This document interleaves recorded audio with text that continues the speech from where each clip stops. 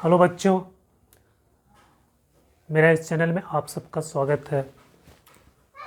बच्चों, इलेक्ट्रोस्टैटिक्स के इस लेक्चर में आज हम लोग देखेंगे application of electric field, application of Gauss law.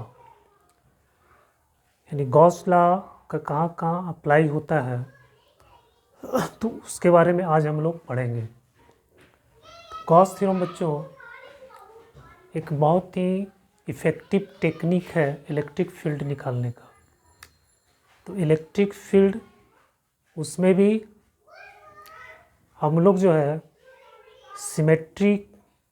Symmetrical होता है, यानी जो सिमेट्री होता है, जहाँ पे इलेक्ट्रिक फील्ड यूनिफॉर्म होता है, इलेक्ट्रिक फील्ड कांस्टेंट होता है, तो उस स्थिति में ये गॉस थ्योरम बहुत ही इफ़ेक्टिव टेक्निक है इलेक्ट्रिक फील्ड निकालने का। तो उसके लिए हम लोग एक सरफेस बनाते हैं जिसको गॉसियन सरफेस बोलते हैं। तो गॉसियन सरफेस जब लेते हैं तो उस सरफेस के हर पॉइंट पर इलेक्ट्रिक फील्ड का वैल्यू सेम होता है। तो गॉसियन सरफेस हम उसी तरह से सेलेक्ट करते हैं जिससे कि हर पॉइंट पे उसके सरफेस के हर पॉइंट पर इलेक्ट्रिक फील्ड समान होना चाहिए। तो अगर पॉइंट चार्ज है, जैसे कि अगर ये कोई पॉइंट चार्ज है तो गॉसियन सरफेस हम लोग स्फेरिकल बनाएंगे। ऐसे स्फेरिकल बनाएंगे तो इसके हर पॉइंट पर इलेक्ट्रिक फील्ड का जो वैल्यू आएगा वो सेम होगा। तो पॉइंट चार्ज के लिए हम लोग जो गॉसियन सरफेस लेते हैं वो कैसा लेते हैं? स्फेरिकल लेते हैं, स्फेरिकल। उसी तरह से अगर कोई लाइन चार्ज है इस तरह से,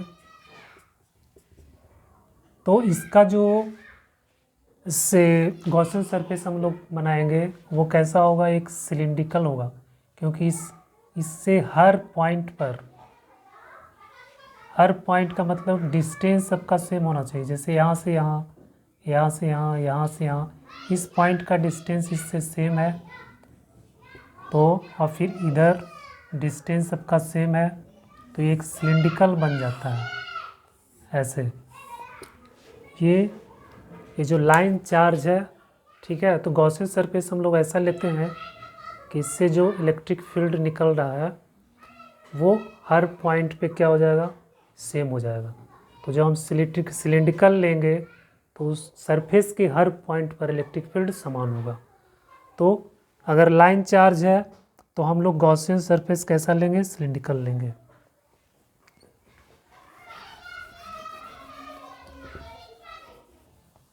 गॉसियन सरफेस एक इमेजिनरी कर्व है, हाँ, कर्व सरफेस है। अब अगर प्लेन चार्ज है, इस तरह से अगर प्लेन चार्ज है, ठीक है, तो इसके लिए जो गॉसियन सरफेस होगा इस पर पॉजिटिव चार्ज दिया हुआ है इस तरह से, तो ये जो इलेक्ट्रिक फील्ड इस तरह से ये बाहर की आउटवर्ड होगा, इधर भी आउटवर्ड होगा, ऐसे। तो जो इसमें हम लोग गॉसियन सरफेस बनाएंगे वो इसके प्लेन होना चाहिए, इस प्लेन सरफेस के प्लेन होना चाहिए।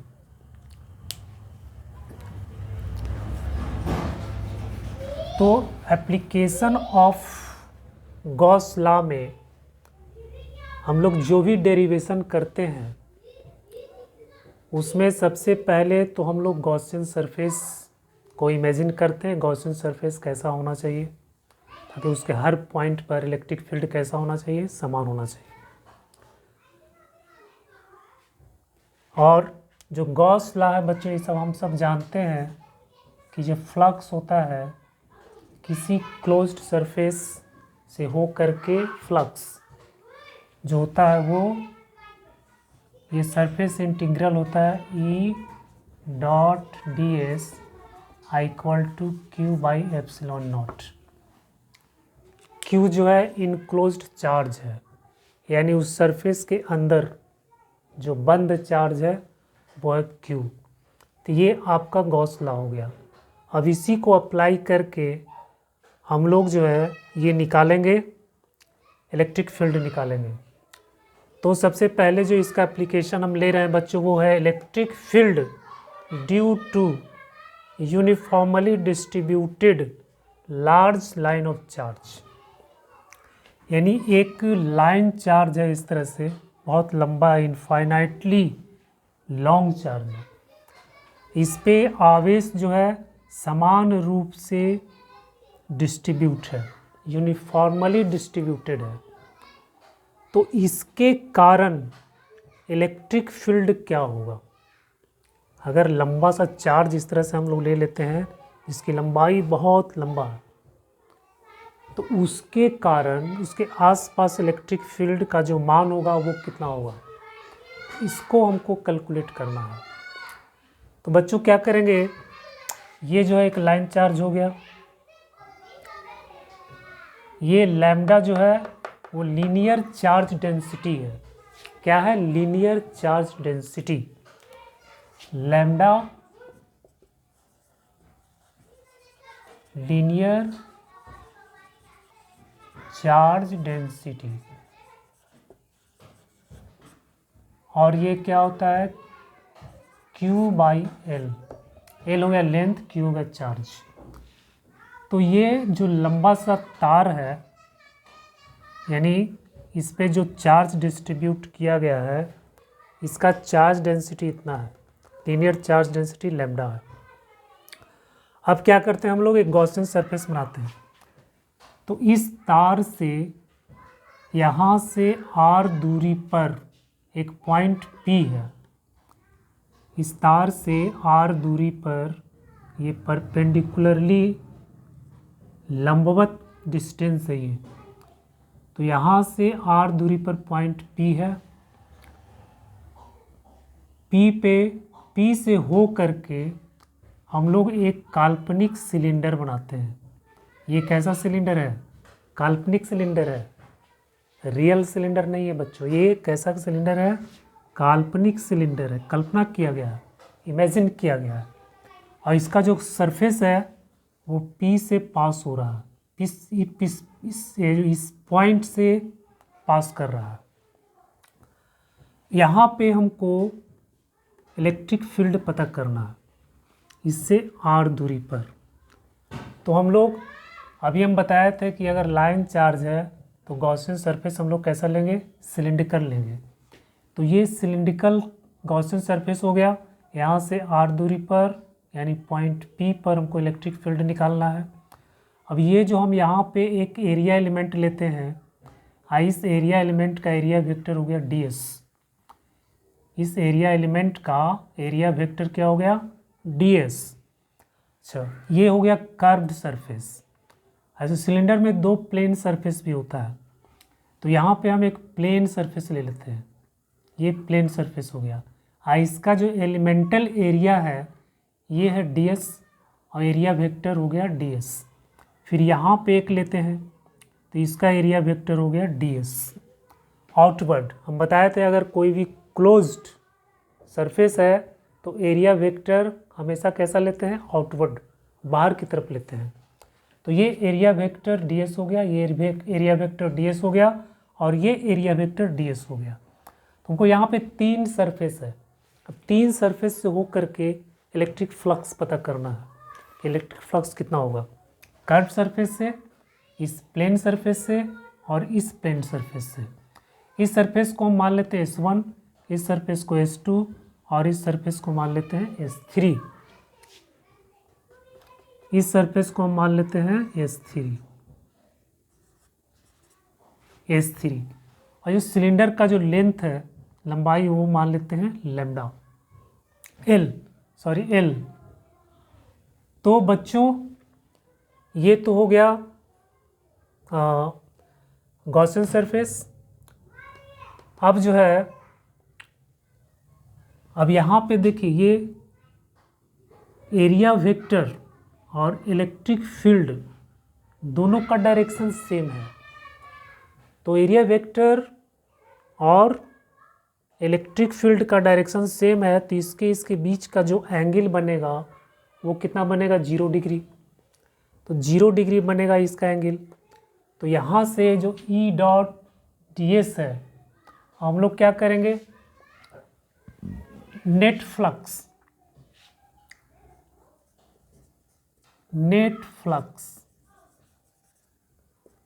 तो net flux phi equal to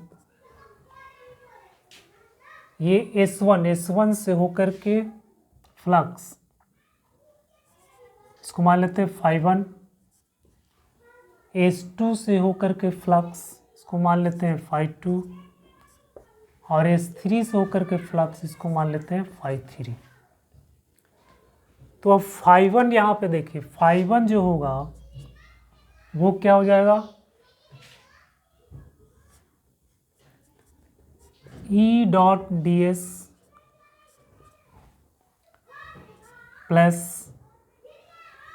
यहाँ क्या हो जाएगा,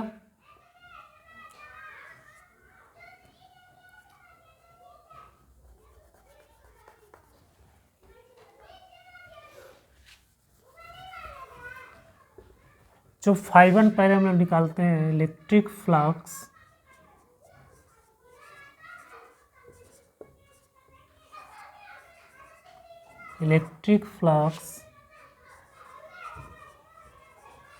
through S1 equal to phi 1 equal to integration of E dot d s बराबर हो जाएगा, अब ई और डी एस तो हो जाएगा ई डी एस कॉस, अब यहाँ ई और डी एस के बीच देखिए इलेक्ट्रिक फील्ड का डायरेक्शन ये है और डी एस का डायरेक्शन ये है, तो दोनों के बीच में कितना डिग्री का एंगल बनेगा, 90 डिग्री। तो यहाँ पे हम लोग 90 डिग्री लिखेंगे। तो 90 डिग्री लिखेंगे तो ये पूरा फ्लक्स कॉस 90 का वैल्यू 0 होता है, तो ये हो गया 0। फिर हम इलेक्ट्रिक फ्लक्स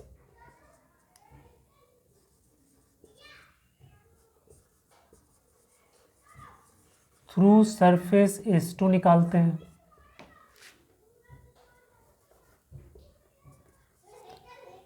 तो ये आपका हो जाएगा E dot d s equal to E d s cos 0 degree. तो ये जो S2 सरफेस है कर्व सरफेस, इस कर्व सरफेस से जो इलेक्ट्रिक फील्ड है और एरिया वेक्टर इसके बीच का एंगल 0 डिग्री बन रहा है। तो यहाँ पे आपका आ जाएगा ई डी एस, क्योंकि cos 0 का वैल्यू 1 होता है, तो ये हो गया ई और D S, integration of D S का मतलब ये पूरा सरफेस एरिया, तो ये आपका हो जाएगा 2 पाई आर एल। इस सिलेंडर का जो कर्व सरफेस का एरिया होता है 2 पाई आर एच, तो यहाँ पे हो गया 2 पाई आर एल। फिर निकालें बच्चों इलेक्ट्रिक फ्लक्स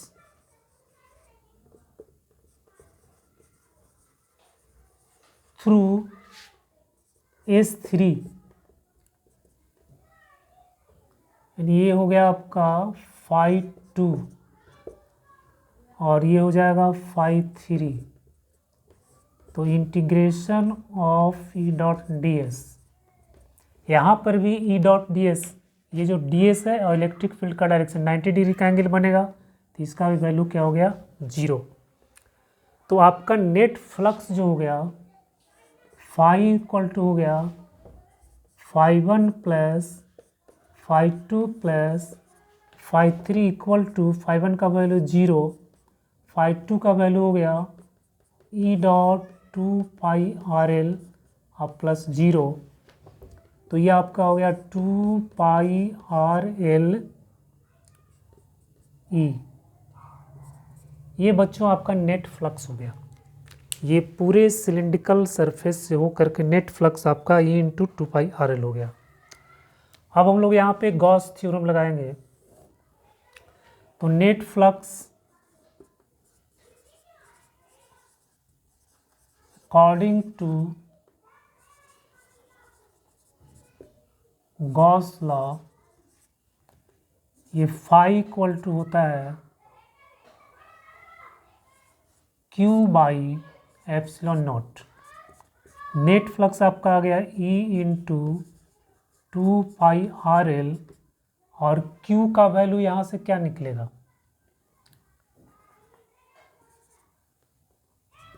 Q का वैल्यू हो जाएगा लैम्डा इंटू एल, तो हो गया lambda into l by epsilon naught. L l cancel हो गया, तो इलेक्ट्रिक फील्ड ई बराबर हो गया lambda by 2 pi epsilon naught r. तो बच्चों ये आपका एक्सप्रेशन आ गया, इलेक्ट्रिक फील्ड का ये expression, E equal to lambda by 2 pi epsilon naught r. तो अगर इनफाइनाइटली लॉन्ग चार्ज डिस्ट्रीब्यूटेड है तो उसके कारण आर डिस्टेंस पर जो इलेक्ट्रिक फील्ड होगा वो lambda by 2 pi epsilon naught r हो जाएगा। अब यहाँ पे लैम्डा जो है, लैम्डा अगर पॉजिटिव है,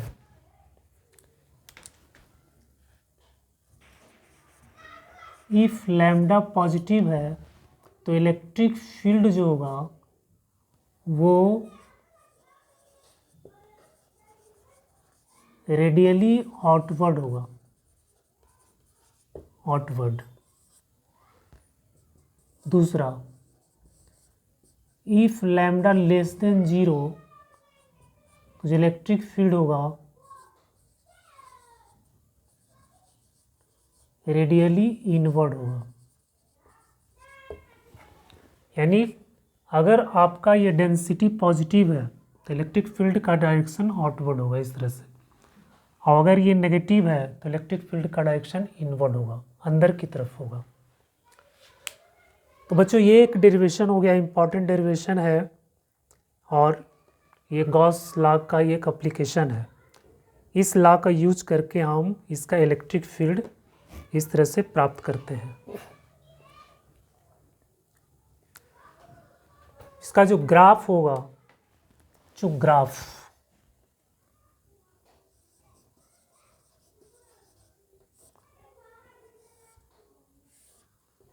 इलेक्ट्रिक फील्ड और आर के बीच में जो ग्राफ होगा ये ऐसे बनेगा, रेक्टेंगुलर हाइपरबोला, ये इस तरह से इसका ग्राफ बनेगा। क्योंकि ये इन्वर्सली प्रोपोर्शनल टू आर है, डिस्टेंस बढ़ाएंगे इलेक्ट्रिक फील्ड घटेगा, डिस्टेंस घटाएंगे इलेक्ट्रिक फील्ड बढ़ेगा।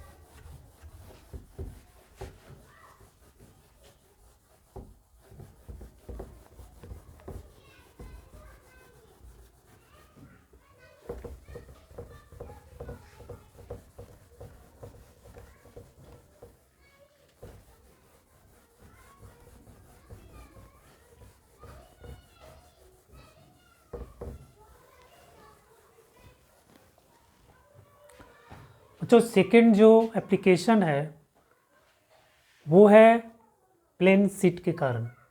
इनफाइनाइटली लॉन्ग प्लेन शीट है जिसपे चार्ज यूनिफॉर्मली डिस्ट्रीब्यूटेड है। अब उसके कारण इलेक्ट्रिक फील्ड कितना होगा,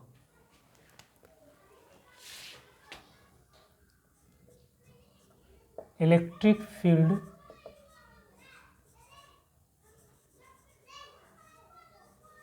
ड्यू टू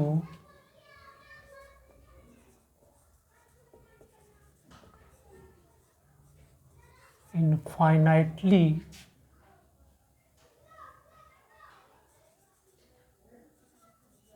लॉन्ग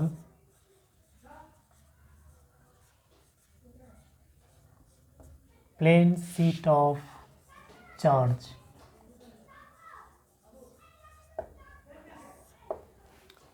यानी आपका ये प्लेन शीट है,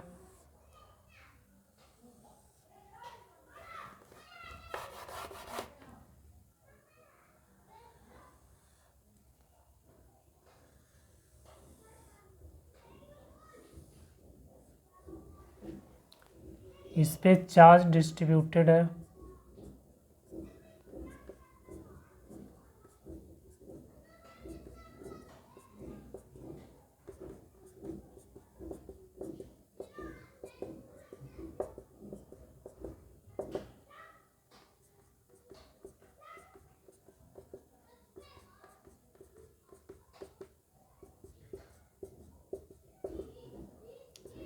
इस तरह से बच्चों इस पर चार्ज डिस्ट्रीब्यूटेड है यूनिफॉर्मली। अब कह रहे हैं इसके कारण इलेक्ट्रिक फील्ड कितना होगा। और ये बहुत लंबा सा सीट है, इनफाइनेटली लॉन्ग सीट है।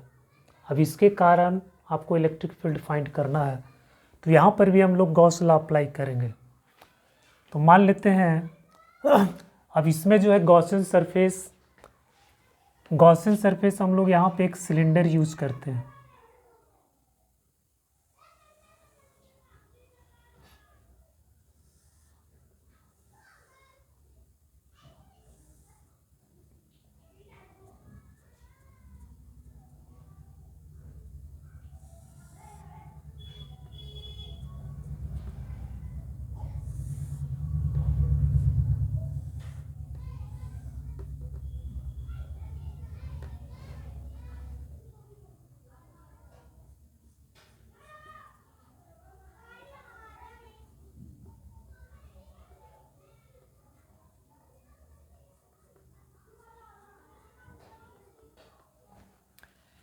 इस प्लेन से हो करके क्रॉस करते हुए एक सिलेंडर यूज़ करते हैं।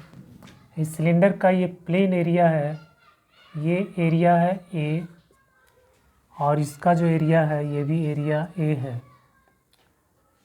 और इलेक्ट्रिक फील्ड ये ई हो गया। तो यहाँ से यहाँ तक का जो डिस्टेंस है, ये डिस्टेंस मान लेते हैं आर है। और यहाँ से यहाँ तक का जो डिस्टेंस है, इस डिस्टेंस को भी मान लेते हैं आर है।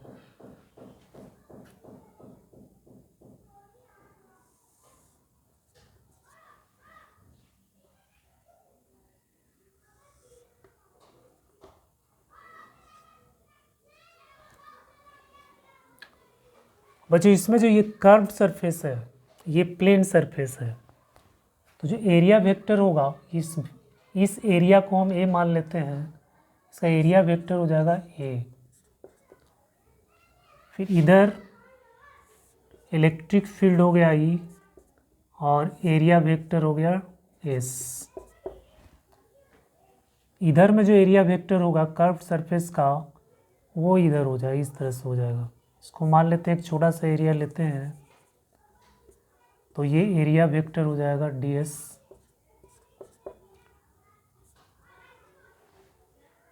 अब यहाँ पर भी तीन सरफेस हो गया बच्चों, S1, इसको मान लेते हैं S2, इसको मान लेते हैं S3।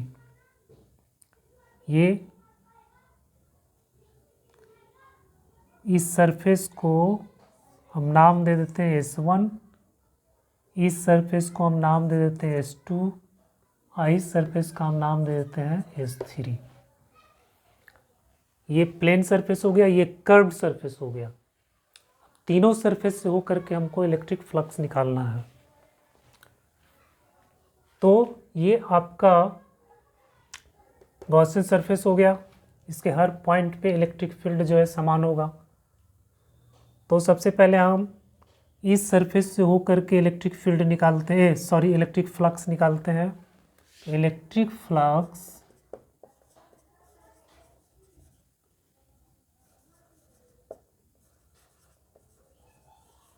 Through S1 φ1 equal to हो जाएगा E ds। अब यहाँ पे हो जाएगा ई और डी एस, ई और डी एस, ई और डी एस, तो हो जाएगा ई डी एस कॉस 0 डिग्री, तो हो जाएगा ई और डी एस, तो हो जाएगा ई और पूरा डी एस जो है, इस एरिया को हम पूरा मान लिए ए, तो हो गया ए। फिर इलेक्ट्रिक फ्लक्स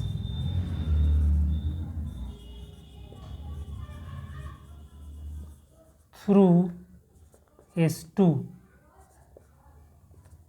φ2 इक्वल टू, यहाँ पे हो जाएगा ई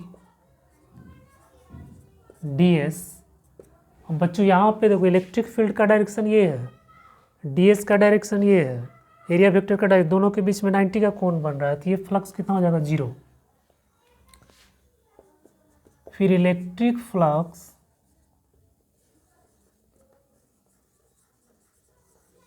थ्रू S3 यानी φ3, तो यहाँ हो जाएगा ई डॉट डी एस, ये सेम चीज़ यहाँ पे हो जाएगा, जो E T S cos 0 degree, यहाँ 0 डिग्री बनेगा, तो यहाँ पर भी आपका जो फ्लक्स हो जाएगा वो हो जाएगा ये।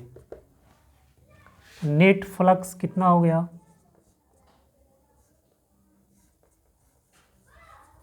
Net flux phi equal to φ1 plus φ2 plus φ3।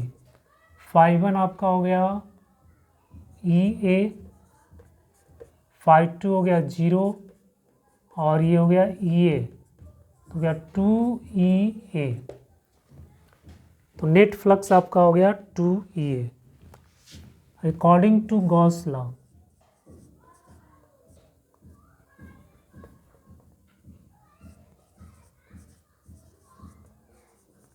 According to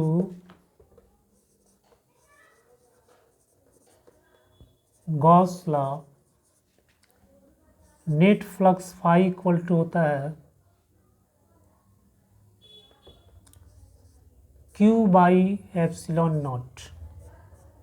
net flux आपका हो गया 2 ई ए। बच्चों इसका जो है सरफेस चार्ज डेंसिटी, इसको मान लेते हैं सरफेस चार्ज डेंसिटी सिग्मा बराबर Q बाई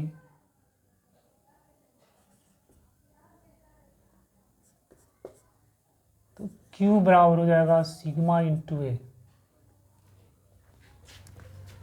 Q का वैल्यू यहाँ पे लिखेंगे sigma into A by epsilon naught, A और ए दोनों तरफ कैंसिल हो गया, तो E का जो वैल्यू आ गया वो आ गया सिग्मा बाई 2 एप्सिलॉन नॉट।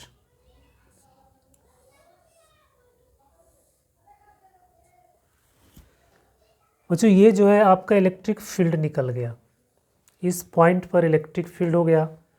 अब इसमें R से कोई मतलब नहीं, R यहाँ पे नहीं है, यानी डिस्टेंस से ये फ्री है, इसमें कोई डिस्टेंस नहीं दिया हुआ है, इस सिग्मा बाई 2 एप्सिलॉन नॉट। तो अगर ये लॉन्ग चार्ज शीट है तो जो इलेक्ट्रिक फील्ड है इसका value sigma by 2 epsilon not होता है, तो ये साइड में भी सिग्मा बाई 2 एप्सिलॉन नॉट होगा और इसके इस साइड में भी सिग्मा बाई 2 एप्सिलॉन नॉट होगा। तो अगर ये infinitely long plane sheet charge है तो उसके कारण किसी बिंदु पर जो इलेक्ट्रिक फील्ड होगा वो डिस्टेंस से इंडिपेंडेंट, डिस्टेंस पे डिपेंड नहीं करता है, इसका वैल्यू होता है sigma by 2 epsilon not.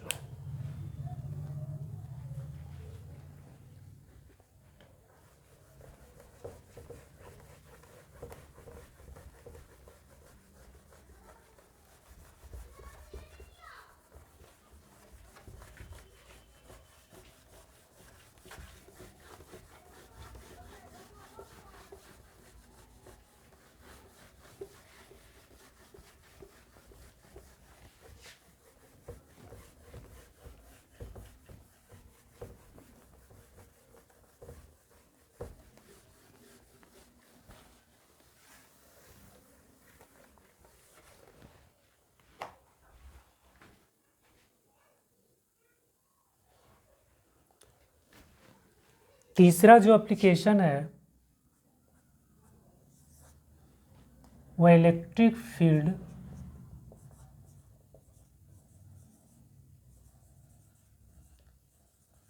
Due to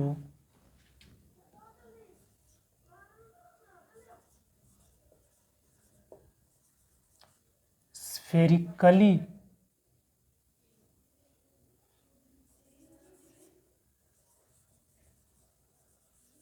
charged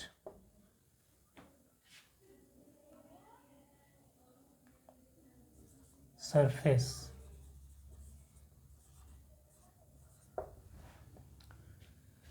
यानी कोई चार्ज डिस्ट्रीब्यूटेड है जो स्फीयर की तरह है, स्फेरिकली है।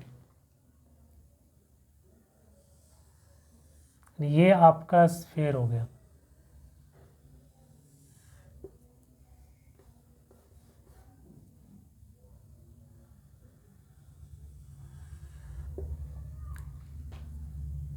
इस पे जो है चार्ज डिस्ट्रीब्यूट है।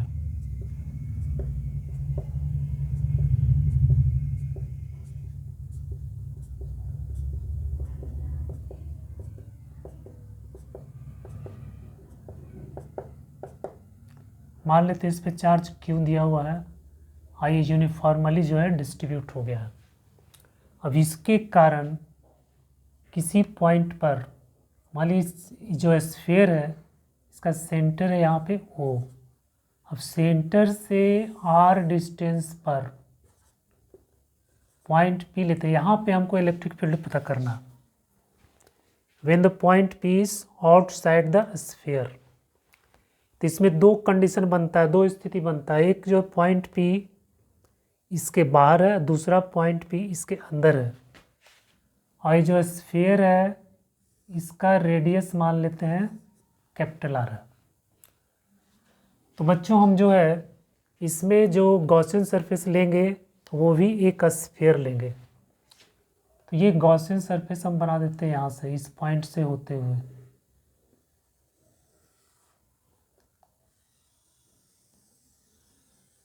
ये आपका गॉसियन सरफेस बन गया। अब इस सरफेस, इस पॉइंट पर हम एक एरिया वेक्टर लेते हैं, एलिमेंटल एरिया लेते हैं ds। इलेक्ट्रिक फील्ड का डायरेक्शन हो गया और ये एरिया वेक्टर का डायरेक्शन हो गया। अब यहाँ पे हमको इलेक्ट्रिक फील्ड पता करना है। तो ये आपका क्या हो गया, गॉसियन सरफेस हो गया। ये आपका गॉसियन सरफेस हो गया।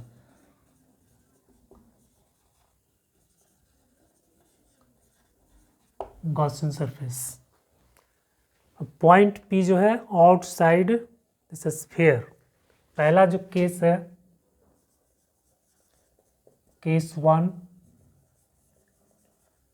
When point P lies outside the sphere।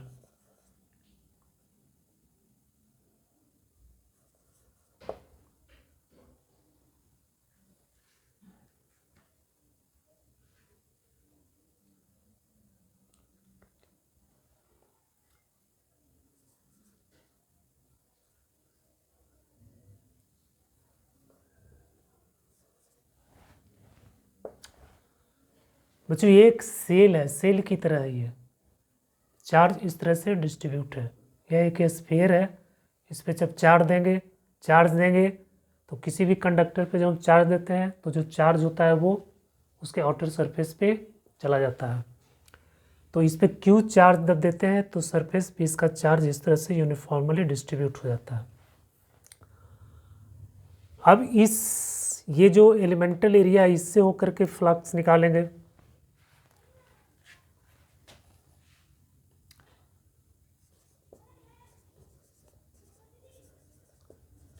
According to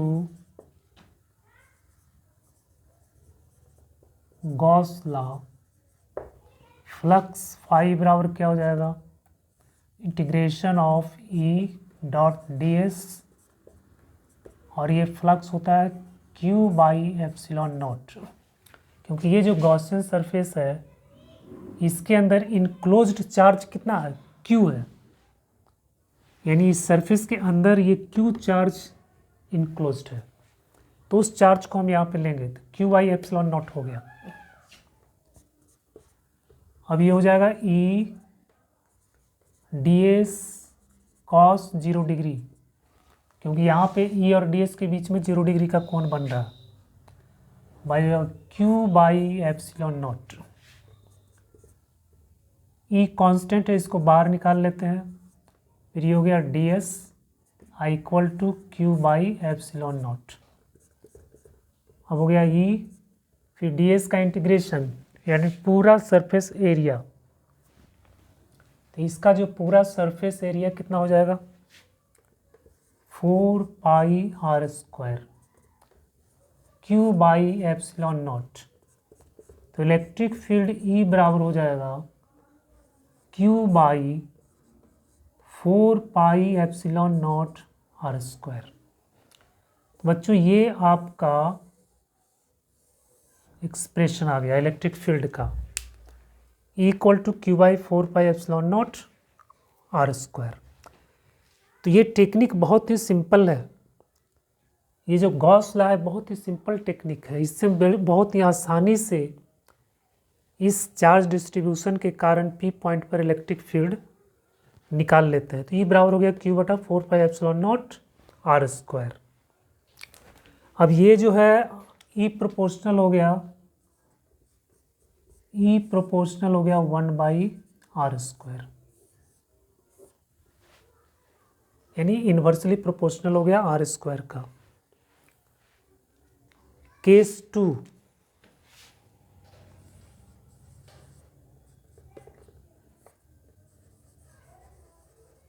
when P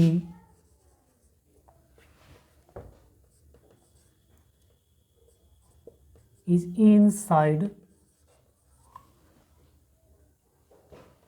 when P is inside the sphere,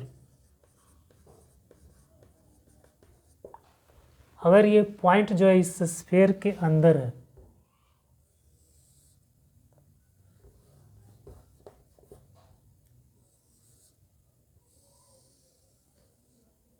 centre हो गया पॉइंट पी को हम यहाँ पे लेते हैं आर दूरी पर, तो इससे होकर के गॉसियन सरफेस बनाएंगे ऐसे। इलेक्ट्रिक फील्ड का डायरेक्शन हो गया, चार्ज इस पे दिया हुआ है,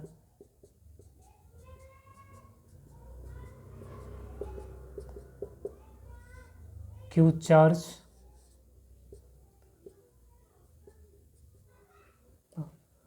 ये हो गया सेंटर, यहाँ से यहाँ तक का दूरी हो गया आर। अब बच्चों यहाँ पे जो इलेक्ट्रिक फील्ड निकालना है, ये एरिया वेक्टर हो गया ds, तो हम गॉस थ्योरम लगा देंगे। तो गॉस थ्योरम लगाएंगे तो क्या हो जाएगा, phi equal to E dot d s i equal to Q by epsilon naught. तो यहाँ पर भी हो जाएगा E into 4 pi are square Q by epsilon naught. तो ई बराबर हो गया q by 4 pi epsilon naught are square. But q equal to 0। अब यहाँ पे देखो, ये जो गॉसियन सरफेस इसके अंदर कोई चार्ज है, कोई चार्ज इनक्लोज्ड है नहीं है, जो भी चार्ज है इसके बाहर है। तो जब हम गॉस थ्योरम लगाते हैं तो जो क्लोज्ड सरफेस है उसके बाहर का चार्ज उस पर हमको सोचना नहीं, उसके बारे में हमको कुछ भी नहीं सोचना है, बाहर बाहर ही है। सिर्फ जो अंदर है उसके बारे में सोचना है ना।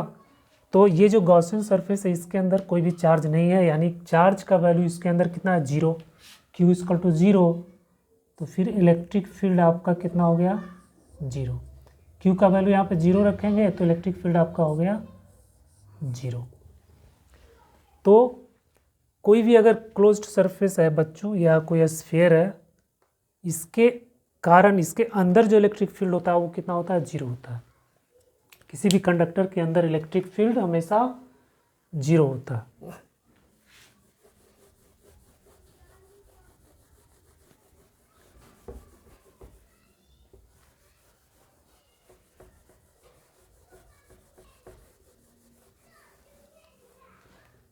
तीसरा जो केस है,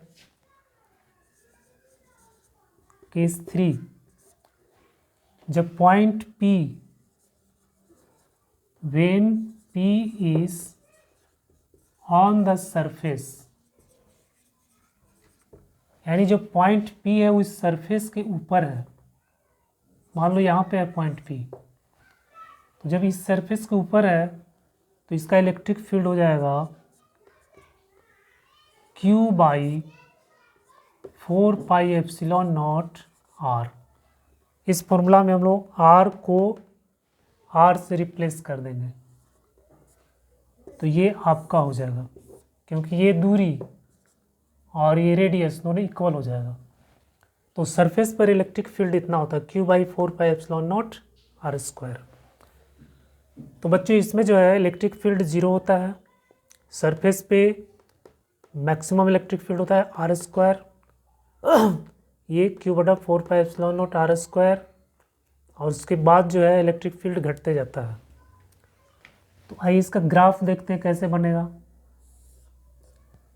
ये हो गया इलेक्ट्रिक फील्ड, ये होगा डिस्टेंस जीरो, यहाँ से बच्चों R डिस्टेंस पर इलेक्ट्रिक फील्ड आपका कितना होगा, जीरो, ये R हो गया। यहाँ पे आपका मैक्सिमम होगा, यहाँ पे आपका इलेक्ट्रिक फील्ड हो गया Q/4πε0R²। फिर यहाँ से इलेक्ट्रिक फील्ड आपका घटता है, तो यहाँ पे फिर इलेक्ट्रिक फील्ड हो जाता है Q/4πε0R²। तो इस तरह से ये ग्राफ बन गया। इसको भी बहुत ध्यान से रखना, याद रखना, ये बहुत इम्पोर्टेंट है। ये हमेशा जो है पूछता है इस तरह का ग्राफ दे देगा, फिर बताए आपको बताना है, ये आप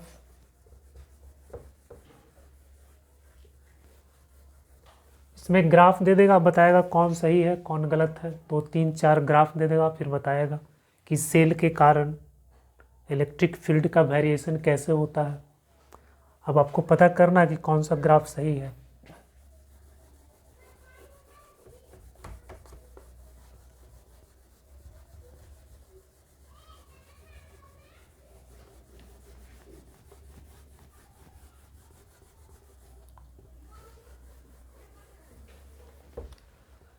तो बच्चों आज जो है गॉस लॉ के एप्लीकेशन में हम लोगों ने 3 कॉन्सेप्ट को देखा, लाइन चार्ज के कारण, प्लेन शीट ऑफ चार्ज के कारण, और कंडक्टिंग स्फीयर के कारण।